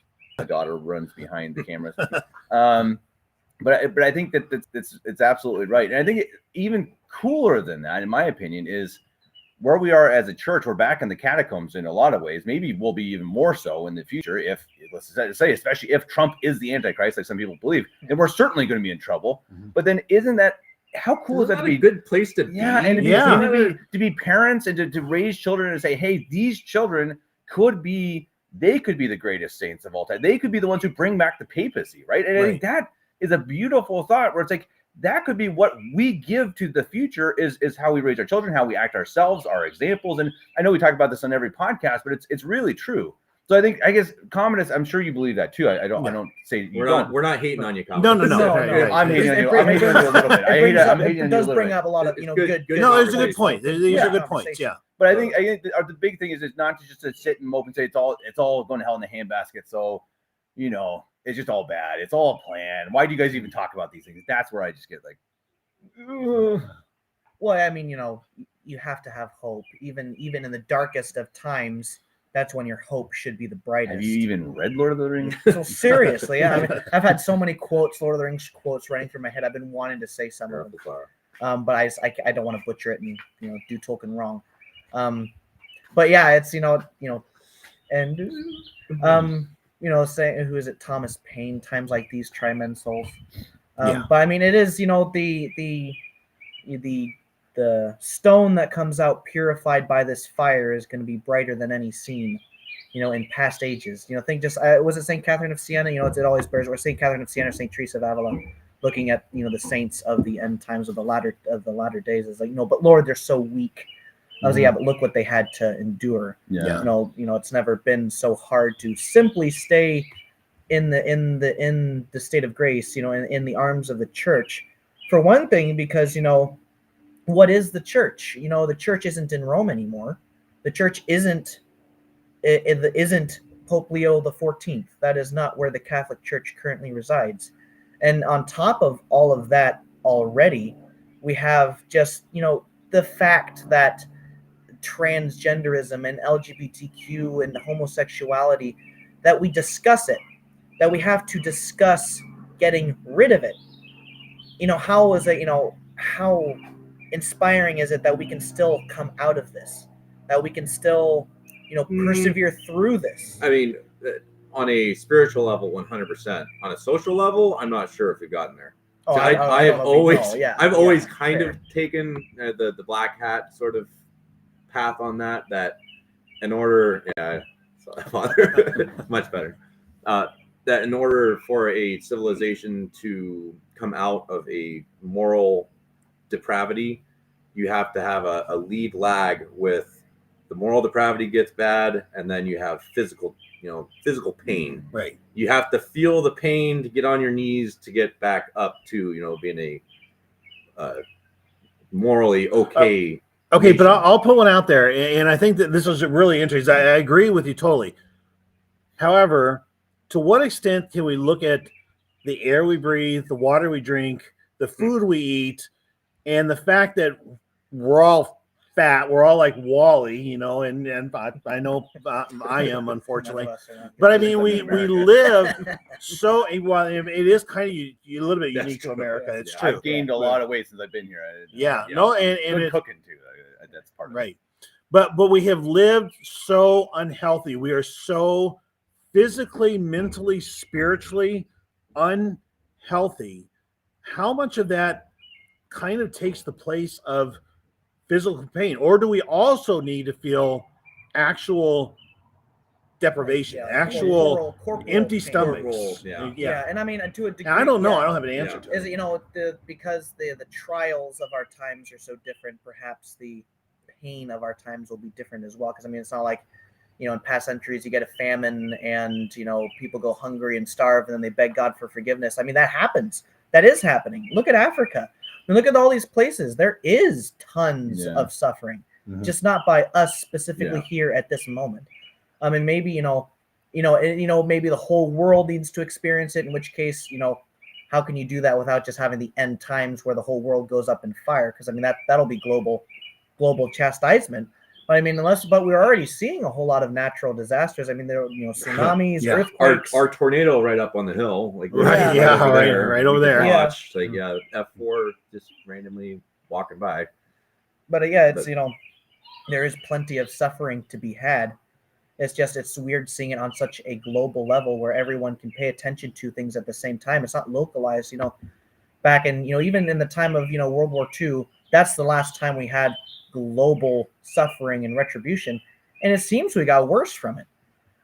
It seems like World War II, that punished us, but I think there was plenty, there were plenty of Christians in foxholes, but after that you saw just a fall off the cliff. The great World War II generation spoiled the snot out of their children. Yeah. And I mean, you saw I Love Lucy, and it was all of a big deal how big a birthday party you could throw for the kids. You had actors and horses and all this kind of stuff.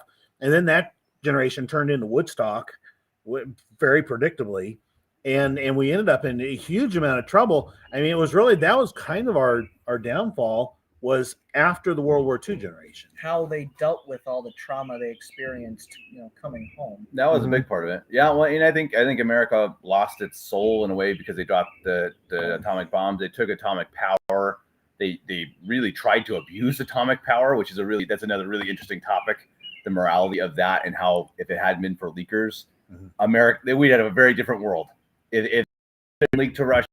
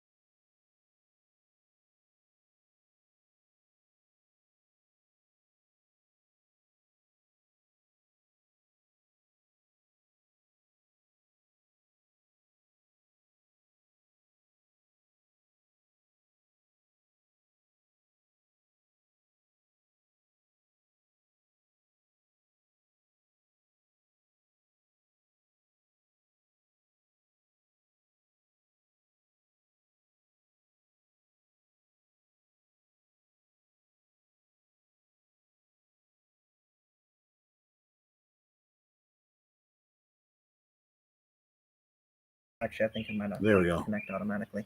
Okay, sorry about that, everybody. We popped out again. Hey, I was going on a rant about World World War War II. II.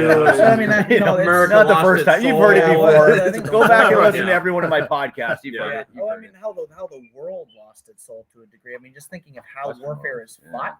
Yeah. It used to be. Yeah. Or we should be back on now. I think we're back on. But how wars are fought now? World War II was fought over the people. The war was fought. The civilians were targets by all the powers, by the Axis and the Allies. 40,000 pounds of bombs were dropped on Monte Cassino. Yeah. Which only made it a stronger fortification for the Nazis. By the Americans. By the Americans, yeah, and at least 25,000 people killed in Dresden. Mm-hmm. I think something How many in Tokyo? over 100,000 killed in Tokyo. More than that's both atomic a bombs bigger combined. deal. It's a bigger And deal. it was orchestrated to do that. It was orchestrated to kill as many civilians as possible. Well, the way they did it was they terrible. made a circle of incendiary bombs around a mostly wooden city. So it created literally a firestorm where you either you're suffocated if you're inside the conflagration, or you just to those people it was the end times. Mm-hmm. And coming out of that, how can you claim any kind of moral superiority? Oh my goodness! And they did. They did, and that was the thing. And so America came out of that, and pretty much said, okay, fortunately, the atomic bomb it leaked to other countries, but still, they're like, we are the moral superior. We are the country that everyone should look to, and they did. And then you had Woodstock, you had Hollywood, you had all these things that McDonald's, you had all these things that came from America that did. Even if you can say it started from the founding, I don't really buy that. I wish it was a Catholic constitution, of course.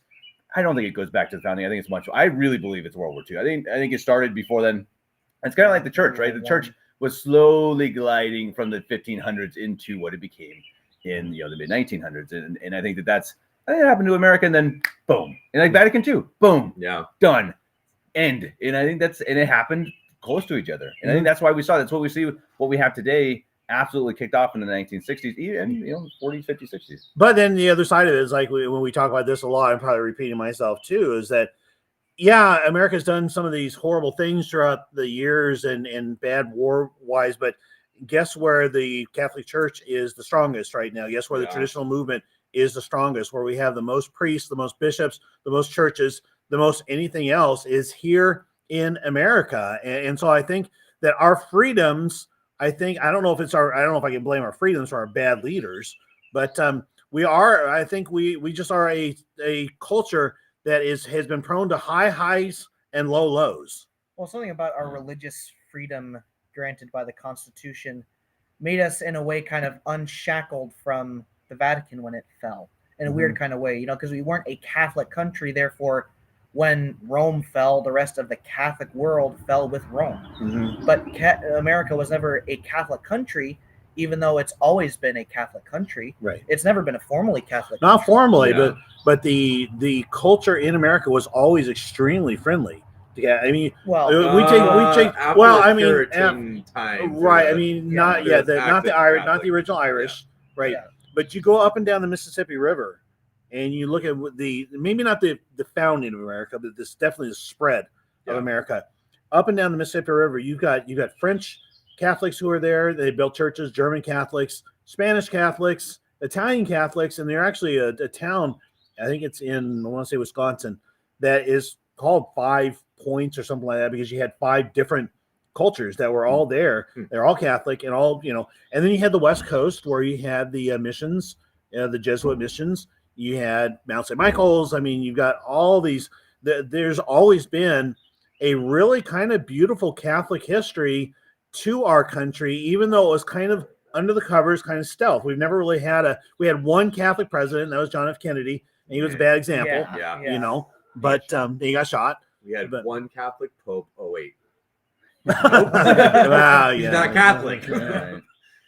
No, it's a good point. And it's common. It's again, it's been in end times for a long time. I hate to keep going back to this, but I mean, it works with the Trump thing. Look, you don't have to believe in Trump.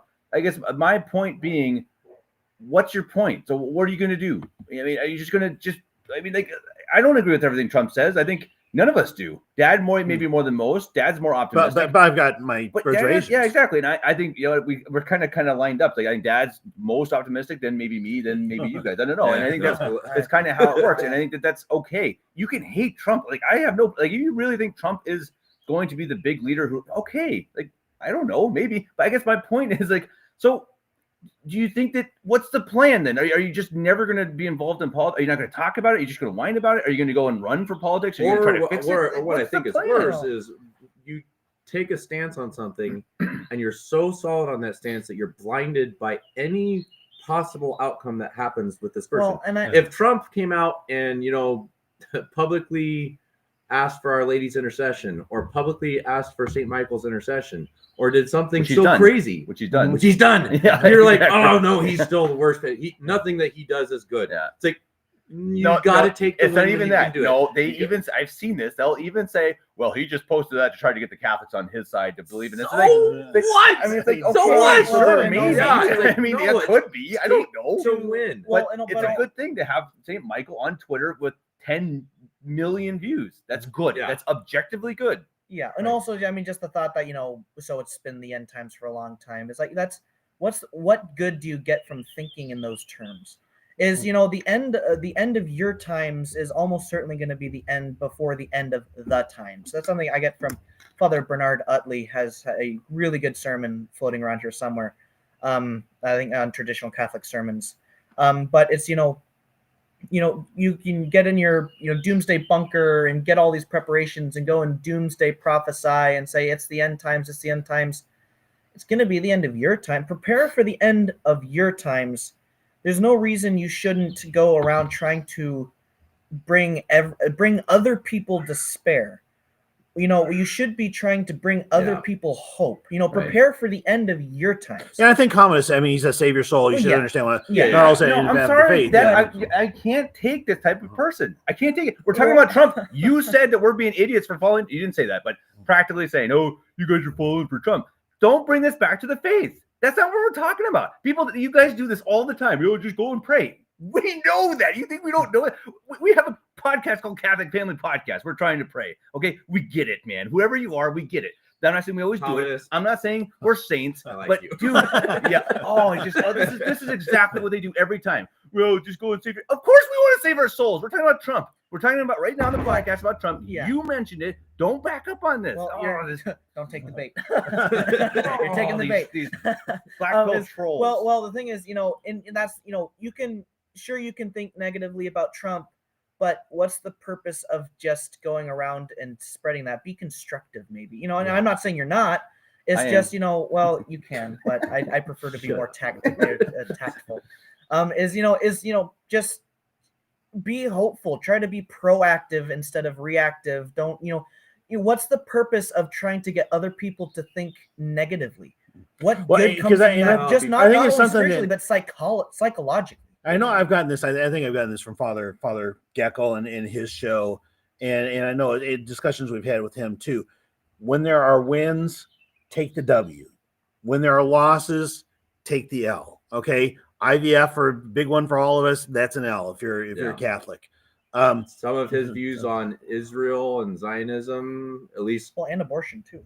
Not necessarily the last month, being taken in that same conversation, but there's a lot of criticism that he's very Zionist. And but here's controlled by the Jews. Okay, but what you have to, but you have to with Trump, you have to watch what he does and not what he says.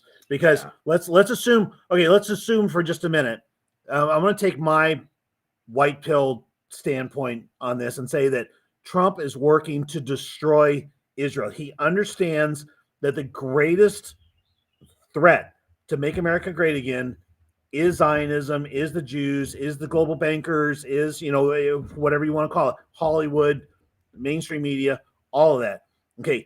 If he's out to destroy them, he's going to have to, no question about it, he's going to have to make a public profession of being as nice and as courteous and as obedient and as gentle and as soft towards Israel as he possibly can. Now, I'm not saying that's exactly what's going on. It's just kind of if then. If he's actually trying to destroy him, he has got to make a show of being in their court. And look at the hypothetical story, not the hypothetical story of David and Goliath, but look at the story of David and Goliath. David didn't get his own sword and say, hey, I'm going to fight you like a man, and we're going to, may the best man win, have strength. He used a slingshot. Mm-hmm. He took him out from a range. Goliath never stood a chance. Right. You can't fight. The fight isn't always the chivalrous, knight in shining armor. We will duel this out, and the loser has to forfeit. It's you can't play if you're going to win the game, you can't play their game. Well, and with that analogy, how did he actually kill Goliath? Cut off his head with his own sword. Yeah. How do you do that with the Jews? You cut off their heads with their entire monetary system. That might come back to bite us. Oh yeah, sorry. Did you two take us down? The power is still up. By the way, good to see you, Kimberly. Thanks for joining the show. We appreciate you. You're a hopeful person, so I will comment very positively. I like your points. Well, I think it good conversation. It brings up good points of conversation. Because there's plenty to be said. Negatively about Trump, sure. Yes. Mm-hmm. To what point? Don't say it's the end times. Trump is bad. See, but to the point, my point to that would be the is the people that are Trump worshippers. Yeah. That is what you, and that's bad. That's bad. Totally. That's why you have that argument of okay, look at this guy, he's bad. Might not be all bad, but it's kind of the exact opposite of the people that are like everything he does is good. Totally. Right. 100%. We're all on board. It's like no, this guy is not. Well, just imagine. Well, and I'll give you I'll give you real quick my black pill side of because Trump does concern me from the standpoint of all of this AI stuff. If he gives us power or energy, we may get free energy or whatever we end up with energy wise. And he goes with artificial general intelligence, which will be followed by artificial super intelligence. And that is extremely scary. I mean, that literally could be the end of mankind. And there's one of the black pillars that I know that will basically say that, Trump's going to wipe away this whole system. He's going to wipe away Nancy Pelosi and the Bidens and the Netanyahu and all the rest of them. And he's going to replace it with something worse. Okay. I can't totally disagree with that. I mean, I don't believe it necessarily, but I can't. You're wrong. Well, and that's the thing is we can't know the future. Right. We can judge Trump by what he has done. We can applaud him and despise him for the things he's done. But to think that the future is not ours to know. So there's that's why the 5D chess, and it's all going to end up this way. Every time you come up with a solid conclusion of where everything's going, that's the first solid sign that it's not going to go that direction. See, my opinion on the 5D chess is like, okay, no, the left is playing checkers. Trump's is playing shoots and ladders. He's just not. He's not playing the same game, and it's not 4D chess. I don't think. I think that whole Trump is a genius deal. He's a genius has a little bit of merit to it, but I've got to see for me, I've got to see some action. Yes. I got to see butts in jail, and then I'll believe it. Yeah. Okay. Until then, now I understand the argument on the other side says don't put him in jail until you have a 100% airtight case against them because they will get the best lawyers and they'll get in front of the most corrupt judges and they'll all get off if you don't do it right. And so that's why I think there's, you've got to give it some time. However, there also reaches a point where you let the Epstein stuff, you let the Diddy stuff go too long and it gets stale and people just move on from it. Turns into the JFK files. JFK files, right, exactly. They have too much time to think of their way out. Yeah. They have too much time to think of their defense and their loopholes. So I think Trump's got a shelf life. I don't know if it's 2 years, maybe another year. I'm not sure. He's got to start throwing people in jail. Yeah, I think before midterms. Yeah, see, I honestly, this is my black pill. I think he doesn't care. I think Trump is much more like, hey, look, I'm going to fix the economy. I'm going to fix the borders, and then midterms will be fine. I just don't think like the cultural stuff. I just don't think he really cares. I think it's like the whole because I think that's why they messed up the whole Epstein files and stuff so much because I think Trump was just like you guys, it's not my thing. It's not my thing. Whatever, go do your thing. And again, the people he put in charge there are not that bright. Again, we talked about it last night. Kristi Noem is a very unintelligent person. I mean, sorry.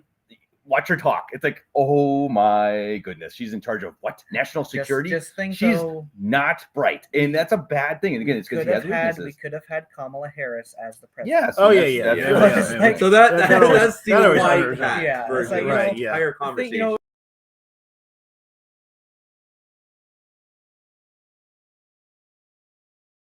President, and that's just we froze. I think I gotta get going here fairly soon. Yeah. Okay. Well, we're. I think we're back on. Okay. Yeah. No. There it is. There we go. I'll never play. We're kind of coming in and out, guys. So bear with us. So I think we're going to start wrapping up here. I don't ever plug my own sermons, but I do in the end is nigh. In a little while, we just played that on Catholic Family Podcast. Right. I think a week or two ago. It was outstanding. Yeah. Thank you, Father. Yeah. But kind of circling back to our original, honeymoon phase. I feel like Trump is like, you're married for a little bit, and right now we're in the season of, okay, he's been working his 9-to-5 job, and things are just kind of slowing down a little bit. And there's a lot of us that are sitting here like, why aren't we still in honeymoon phase? Why aren't we still just going at this wild, fast pace?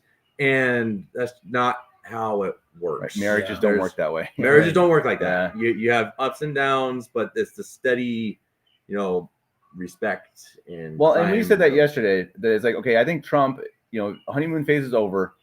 You realize he's got really bad breath. He stinks. He's kind of annoying, but he loves me. And I think I could be wrong. I could be wrong. And again, communists, I can admit that. Maybe not. Maybe he hates us and is evil. I don't know. He's a really good actor. We don't know that is possible. But I think my personal opinion is he's really flawed. He does some things really bad. He puts some people in terrible positions. Mm-hmm. But I think he loves America, and that's better than the alternative. So it's like that's the hope. It's like you don't have to praise everything he does. If I run for president and I get in, can you imagine if I make a mistake, shouldn't you be the loudest one, right? Like your biggest fans should be your loudest critiques in a lot of ways, right? They should be the ones like, hey, bro, you can't do this. If it's J.D. Vance as a Catholic, if he's the next president, we should be absolutely the most vociferous when he makes a mistake. Yeah. That's true. So you should absolutely critique it. But again, look at the hopeful thing. He is doing some things that you can say, hey, at least, as Dad says, wait it out. It's exactly what happened to Trad Inc. They didn't wait. They didn't give it 2 days before they said, my full support is behind this man. You're Bob from Boston. Yes. Right. You're 2 days into your marriage, and oh shoot, he's an abusive drunk that actually likes me for my looks and doesn't love me. Right. Oh, done messed up. Yeah. And I think that's in the end, there is hope with Trump. I think that's true. Maybe it's false hope. Could be, as William says, we don't know. We will see. We'll find out. With Bob, the Pope, there ain't no hope, guys. Yeah. None. So there was a tiniest bit before, his stuff started coming out. It's like, okay, American guy from Boston, nobody really knows him. He looks nice. He looks nice. He comes out with he looks humble. I mean, where Bergoglio and where Bergoglio was this total false, phony, fake, humble. I think he's legitimately, I think he may be evil. I think he's covering up who knows what, and he's sinister. But I do think he's got a certain humility, a certain bearing about him. I have just about this much hope that he could have a St. Paul moment at some point along the line. I don't think Bergoglio, Ratzinger, I don't think any of the rest of them, any of them were capable of that just because of where they came from. Maybe, I doubt it, but I don't know. So, I mean, I was the same way. I had that much hope, but then he still could. I mean, we should absolutely pray for him as a man and pray for a pope. That's something we should do absolutely every day. And let's especially pray for Commodus because he's super annoying. And we're gonna have to have you on the show, Commodus. No, we're good. We're good. You can come on the traditional. Yeah, there you go. Have fun. We're on. See, that's we were on the edge. That is the name of the podcast. I'm gonna push him off the edge. That's what I'm gonna do. Actually, since we're talking about the traditionalists, we're going to have a live stream tomorrow on only the traditionalists. So again, if you're watching on Catholic Family Podcast, make sure you subscribe. We're going to talk with Nicholas and Michael. So Nicholas from Canada, whose wife is Polish, and Michael from Poland. We're going to talk about the situation in Poland with their recent elections and kind of what's going on with politics there. I know nothing about it, and that is a fascinating. They were like, couple Kevin, of that's guys. why we want you. We want you there. Are, These guys are really interesting, and they disagree. And it's going to be fun. It's going to be a fun. It's going to be a fun episode. That'll be at 10 o'clock Central Time, or I think it was 10 o'clock. I will make a preview here after the show. 9 or 10 o'clock Central. I'll see. But again, make sure you subscribe to the Traditionalists because we really do. It got slow there for a while because I'm traveling and not organizing things as well. Did we freeze again? No, we're good. It's just I see this comment from St. Anthony and just have to shake my head. It's like the one thing that Trad Inc. Is I don't know why I'm going in and out. There you go. Feel safe to take a strong stance as being anti-Sadie. That's so I call them I call them gatekeepers. Yeah. And there's been a lot of them over the course of the year. A lot of them have ended up losing their faith. A couple of them become atheists, but they stand at the castle gate and basically stop, and they're turned in, and they stop the people from leaving. They don't want them to find Mario Dirksen. They don't want them to find Catholic Family Podcast and WM Review and places where they can actually be Catholic. So they give them this faux Catholicism that keeps them in the castle. Yeah. No, amen to that. I don't know if anyone has any last questions, except for Commodus. You guys can hit us with them now. I got to get rolling. I heard babies crying, and that's usually my go. It's almost 8 o'clock. It's already past their bedtime. I'm gonna get probably fussed out. So thank you all for a long show. Yeah, this is our. We usually do 2 hours. So I think we're hoping to get back into our Thursday shows with On the Edge. This next Thursday, obviously being Ascension Thursday, we'll have to figure if you want to do one next week or do a Wednesday. Yeah, if we do it, it'll have to be pre-recorded or a different day. Yeah.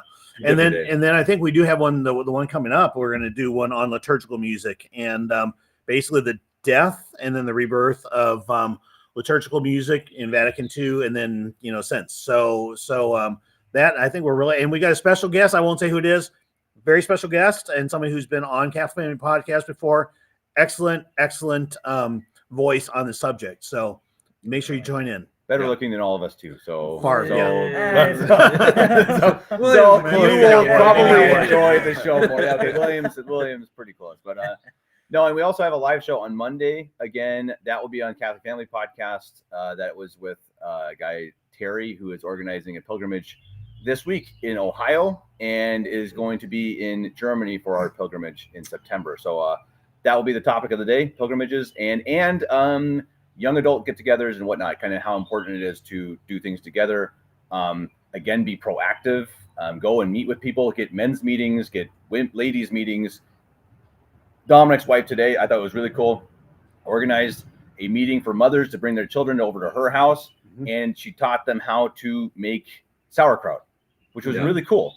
And I think that's a really neat idea, especially with homeschoolers, moms who say, hey, they're probably lonely a little bit. Let's come meet together. Let's go to my house this week. I'm going to show you how to make something. That's awesome. And I think that's the Catholic action. I know we always end up that on the podcast. It probably gets old for people, but that's how we win. Right. See, this is what I mean, where it's like, hey, do things, go and make something happen, pilgrimages or whatever it is. And that's what I think. I'll push one real quick here. The women's retreat in Spokane in August is one that they had 50, 60, I think, women up there to that, and they have a fantastic time. Father Philip Davis is in charge of it.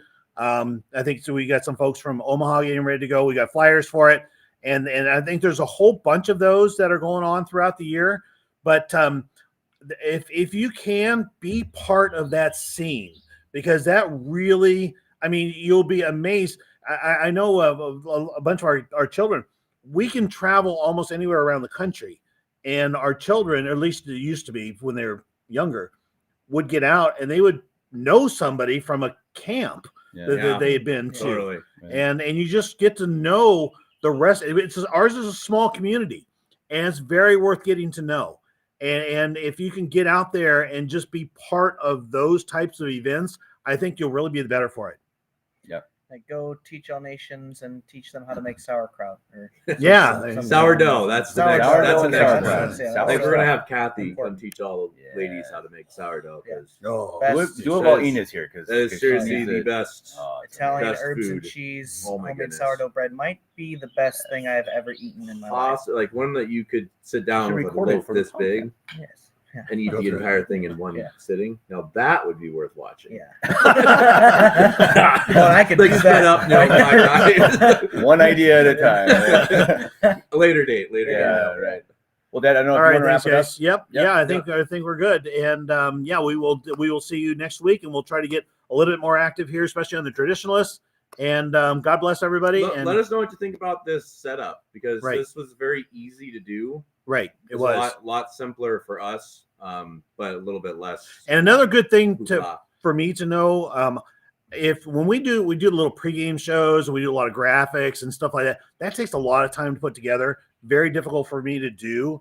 And if we didn't do any of it today, if nobody missed it, then I think we'll just go without, and we can pretty much just do our show. So say if this video reaches 1,000 likes, we'll invite Commodus on to our next show with Kevin. It's not going to do 1,000 likes without Kevin. Maybe 1,000 views. 1,000 views. If we get to 1,000 views, we'll invite Commodus on. Okay. Awesome. All right. Thanks, everybody. God bless. God bless you.